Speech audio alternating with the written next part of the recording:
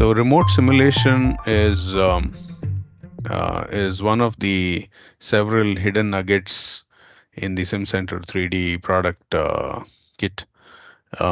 It has been available since 2007, and it's in a more cooked and a mature form in 2206 and 2212. So what is remote simulation? So remote simulation is a product that answers several challenges. In an enterprise, sometimes you're having a bunch of unused resources, or you're working with in different time zones, and you'd like to leverage the fact that some resources are idle at some time zones, for example, and your desktop resources is definitely a constraint. You don't want to solve a big job on your desktop. That could be a performance problem. Working with computing clusters sometimes is cumbersome for engineers. As an enterprise, uh, engineers love to do what they would best like to do, which is to analyze and work on engineering problems. Setting up tools, several organizations have set up tools to uh, work with the job of remote simulating, setting off a job to a remote computing resource and solving it appropriately. But then those are clunky tools, and remote simulation and cloud resources are not readily available, for example. So remote simulation kind of answers all those. What if you could, seamlessly use idle corporate resources, see it, have a clear, transparent, visible dashboard, access this from your application UI from within SimCenter as well, not to worry about remote operating machines, Windows, Linux, this and that, or even run simulations on your cloud. So remote sim is kind of an answer to all these questions that you have. What is remote sim? It's an on-premise web application. It's integrated with SimCenter 3D, can run simulations on different machines. If you set those machines as runners to the remote simulation server, you can monitor the jobs live from the application. It's since 2007, it's fully integrated with the SunGrid engine scheduler. And further down the line, we have support for different HPC schedulers as well. No extra license are needed. Remote simulation is shipped with SimCenter 3D as part of SC 12500 and SC 13500. So the in with the bundle, you get everything that you need to set up remote simulation. Here's a quick schematic of remote simulation. On the left, you have the SimCenter 3D remote simulation client, which is basically your plugin on the SimCenter 3D application. And that talks to the remote server. And the remote server has knowledge of all the runners, or basically computer sources, which are capable of running the job. The remote simulation server also serves with facilitating a web portal where you can transparently view your jobs. How does it work? You send the models from SimCenter 3D to the server. The solution is automatically passed to a runner. The run is set up and run, and you can monitor the simulation progress on the web portal. And once it's done, you can download the results back to the SimCenter 3D. And you can post-process locally in SimCenter 3D as well. And I will walk you through a very quick demonstration of this. So what are the features of remote simulation at this point of time? The web application, it communicates through secure socket layer, supports deep packet inspection as well. It integrates with LDAP, which means that if you really want it to be deployed in a corporate wide scheme of things, you can have just one login and one password. It's operating system agnostic. You can set it up on Windows, Linux, no problem. You have several supported solvers, Thermal Flow and Nastran being the flagship support. There are support for other 3D, other third-party solvers as well, like Ansys, Abacus, Dyna, and Simcenter Motion is also um, um, uh, jumped into the bandwagon and supported their solver on remote simulation. Queuing system, there are two kinds of queuing systems. One is sequential, one is a scheduler. So you can set up either a single resource or you can set up an HPC. Now, this is a slide that I thought I should discuss with you as part of the enablement, just to understand, who are our target user personas coming from SimCenter 3D, right? So the first user persona on the left is the Nastran Enterprise or Thermal Flow user, okay, whose goal is to leverage compute power across the organization. What you need to have minimally is 12500 plus the Nastran Enterprise. You set up a common server and set up a runner on all the compute nodes, queue and monitor jobs, and visualize the results. That's the first user persona. The second persona is a high performance computing user. Sometimes organizations like to set up this HPC cluster and encourage users to use the HPC cluster when setting up their solves. So again, as a user of SimCenter, you need to have 12500 plus Nastran Enterprise or Thermal Flow. Again, you set up the common server. The admin sets up the HPC on the head node and sets the head node as a scheduled runner, and that's it. You can run jobs from there. The third user persona is a custom code user. Okay. Several engineering organizations have custom codes. Sometimes they're very proprietary codes, and you could set them up as well. You could set up your custom solve to make a fatigue computation or a specialized stress computation, or even your own solve.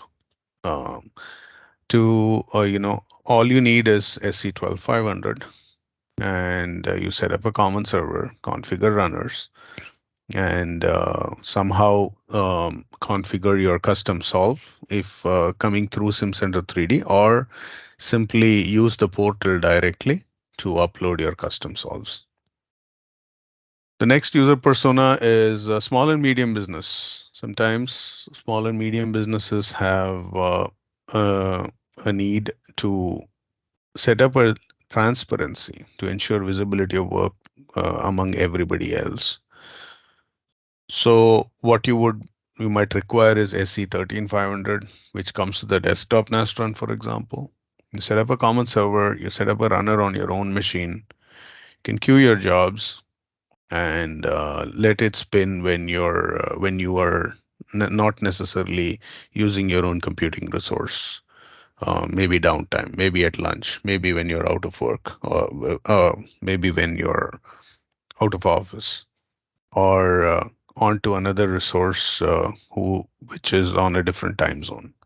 And the last persona is an administrator manager whose goal is to view the status of jobs in the queue. You can set yourself as an administrator, mark some of your critical models and solves as permanent, which means that they don't get erased from your server. Use these job results for reporting upstream, query model activity, and use it for general housekeeping.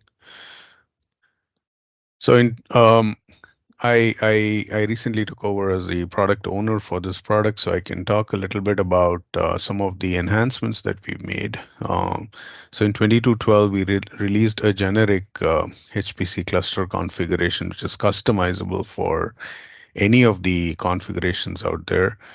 You can set this up on SG, PBS, LSF, Slurm, and any customizable HPC. And we've also, toyed with setting it up on a private cloud instance where one node is the server and another node is the runner. And you also have web-based 3D visualization for live result monitoring for 2212, which means you can do some lightweight post-processing. And there's automated housekeeping, which can be customized by the admin. You can go in and say that, okay, while the server is spinning, once in a while it runs the housekeeping agent, which uh, removes models that are beyond a certain date, and models and solves that are beyond a certain date. So what you see at the bottom are some of the 3D visualization pictures, and I will show you a brief demo soon.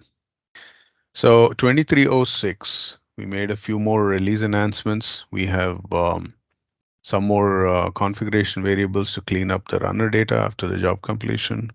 And most of these requirements actually came from some of our early adopters, internal as well as external.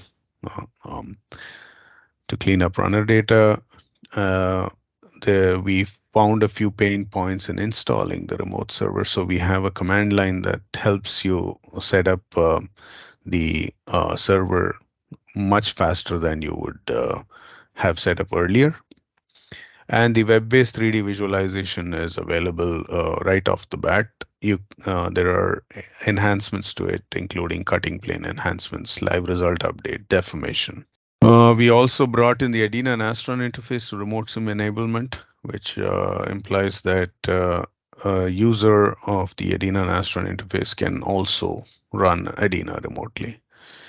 And we have boilerplate runner codes for some of the popular schedulers.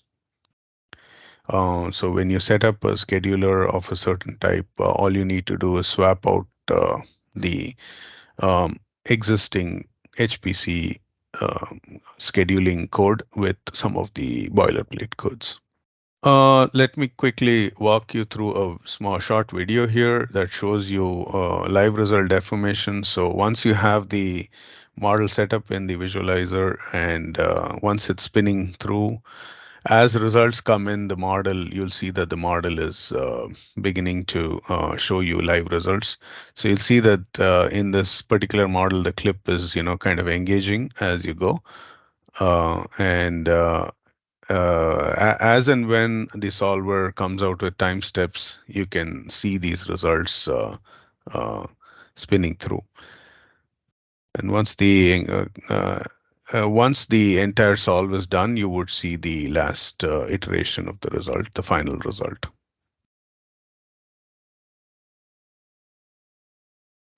Deformed view, this was something that we added in 2306 as well, which allows you to actually see the model as it is really deformed. You can see the model completely engaged, um, and you can see the residual forces. And some more enhancements, as I talked about in 2306, which involves cutting plane enhancements. So you can actually, for example, you're seeing temperature and it is on this GPU card, for example, and it's deep inside. So you can use the cutting plane to kind of play with and see what's going on inside the card. You also have a small summary of the data, the number of elements and the number of nodes that we are processing in this light visualization tool. And so in 2312, you see in the portal, you would see a disk usage information. You'd also get an ability to run multiple versions of the solver on a single runner. We are trying to explore and see how remote simulation can work seamlessly on a machine that has MESA 3D. This is again a specific client request that we are trying to honor at this point of time. And we received another client request that talks about SSL offloading and says, well, um, they want to connect to a proxy server on HTTPS, which then routes it to an HTTP server inside. So we are working on that as well. and a scheduler queue status that gives more information and more data for the queue. Um, Finally, also, you want to be able to download some of the graphs that come out from remote simulation. This is another feature that we are adding for 2312. Perfect. All right, so I'll jump in through the demo here. If under your home tab in the solution pane here that says remote simulation. So if you bring it up, you should be able to see a page which basically authenticates the user to a particular um, URL, right? This is basically the remote simulation server, okay? And it also, once it's authenticated, it allows the user to see what are the jobs that the user has sent to the remote simulation server. So let me start off by sending this clip model to the remote simulation server again. I say, okay, well, let's do this upload and solve. And it tells me what should I name the model. Let me say clip demo RSimC enablement, right? And the software allows me to select a runner and configure other parameters like DMP and SMP. For simplicity's sake, I'm just going to um, let it run with default parameters. So hit go. The software is first sends the deck and then sends the deck to the remote simulation server. As you can see, it's sent the solve 18 for model. You can see that in solve 18. So if you bring up your browser, you could click on view portal right from here, which would bring up the browser, right? Or alternately, you could set up your browser to show you the result right from here, right from within Simcenter. So it shows you the ClipSim is running right now. You can view the details. Okay, it's going through. I can close this document for now. It's running through and it says it got completed. Since I'm using an older version of 20, I'm using an older version of Remote Sim, I can see the results by clicking on the results here. So you can see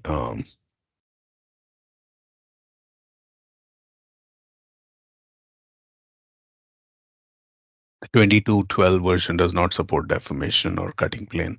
So you can see that uh, the female side of this clip is actually having the displacement. So it's really moving from right to left. And for a vector view as part of 2212, you could see a sense of the direction, right?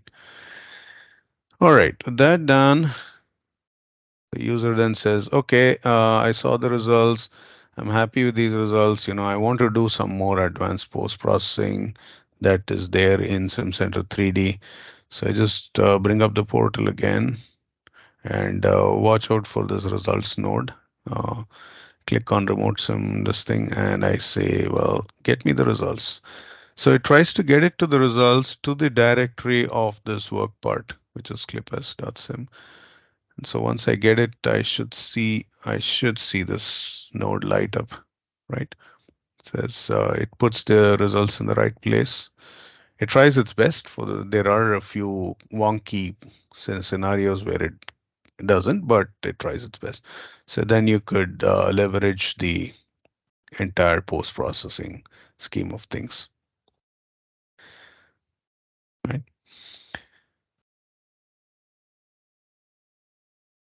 What else? So remote sim, what I'm showing you here is the same GPU card with thermal elements with an in an drawing with a drawing style of outline. You can, so if you see it's from surface mesh, you really can see the thermal results that are inside. So if I change it to outline, I can actually see that there are a few thermal results on the inside. Likewise, this was a thermal flow solve, so I can change it to flow and try to see fluid temperatures. and then I can see the fluid temperature profile as well. So the remote simulation portal looks pretty much like this. When you log into the portal, you would see the home page that tells you what are the current solves that are running, what are the latest models, what are the recent solves. You could go to the solve page and look at all the results. As you can see, there is an expiration date. You can also display and see what are the results that are expiring within 7 days. You can also see what are the status of the solves. You can view them. Models. There is an enhancement right now in the latest version of Remote Sim where you can actually go to the models, query for what you want to see. So we have a few demo models here. You can go see them. You know,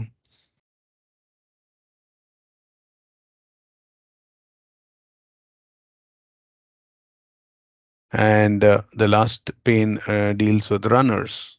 So it gives you a list of all the runners that are hooked to the remote sim server. You can see them by solvers. Let's say I want to see all the multiphysics runners. So there you go, right? Or I want to see all the runners. How do I untoggle this? Is there a way to untoggle this? Okay. Okay. I want to see all the runners that are set on PBS, right? So I see that. Okay. So we have the PBS runners set up here. All of them are offline at this point of time, right? LSF, PBS, whatever, sequential.